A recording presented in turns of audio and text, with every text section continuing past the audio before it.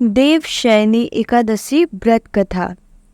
एक बार युधिष्ठिर ने भगवान श्री कृष्ण से आषाढ़ शुक्ल एकादशी की व्रत विधि और महत्व के बारे में बताने का अनुरोध किया।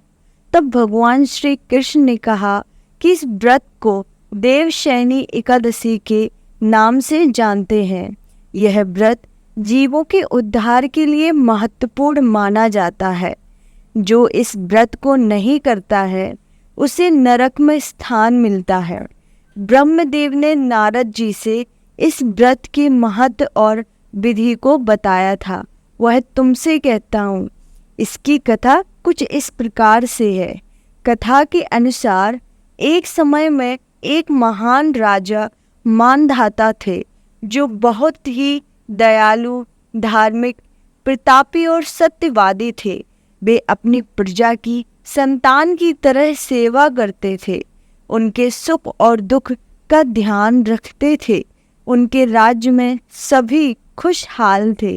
एक बार ऐसा समय आया कि लगातार 3 साल तक बारिश नहीं हुई, जिसके कारण फसलें बर्बाद हो गई और अकाल पड़ गया। उनकी प्रजा त्राही त्राही करने लगी। एक दिन प्रजा ने राजा से गुहार लगाई कि आप इस स्थिति से बाहर आने का कोई उपाय करें। राजा मानधाता भी परेशान हो गए। उनको यह देखा नहीं गया और वे सेना के साथ जंगल की ओर चले गए। वे काफी दिनों तक यात्रा करते रहे और तब जाकर वे ब्रह्मा जी के पुत्र अंगिरा ऋषि के आश्रम के पास जा पहुँचे। वे आश्रम के अंदर गए और अंगिरा ऋषि को प्रणाम किया। इस अंगिरा ऋषि ने उनसे आने का कारण पूछा। राजा मानधाता ने अंगिरा ऋषि से कहा कि अकाल के कारण उनकी प्रजा परेशान है। अन्न का संकट उत्पन्न हो गया है। चारों ओर हाहाकार मचा हुआ है। बारिश न होने से यह स्थिति पैदा हो गई है। इस संकट से निपटने का कोई मार्ग बताइए। इस पर अंगिरा ऋषि ने कहा कि आपको आषाढ़ शुक्ल एकादशी का व्रत विधि विधान से करना चाहिए, जिसमें भगवान विष्णु की पूजा करनी है। अंगिरा ऋषि ने कहा कि इस व्रत के करने से भगवान विष्णु प्रसन्न होंगे और आपकी मनोकामना को पूरा करेंगे।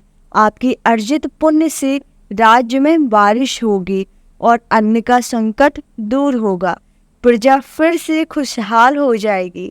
जो भी इस व्रत को करता है उसके संकट दूर होते हैं, उससे सिद्धियों की प्राप्ति होती है। अंगिरा ऋषि को प्रणाम करके राजा मानधाता अपनी राजधानी वापस आ गए। जब आषाढ़ शुक्ल एकादशी तिथि आई तो उन्होंने पूरी प्रजा के साथ इस व्रत को विधि पूर्वक किया। विष्णु पूजा की और दान किया। विनय पूर्वक पारण किया। इस व्रत को करने से कुछ समय बाद उनके राज्य में बारिश हुई, जिससे फसलें की पैदावार अच्छी हुई। उनका राज्य फिर से धन और धान्य वाला हो गया। उनकी प्रजा के दुखों का अंत हो गया। बोलिए राधे राधे।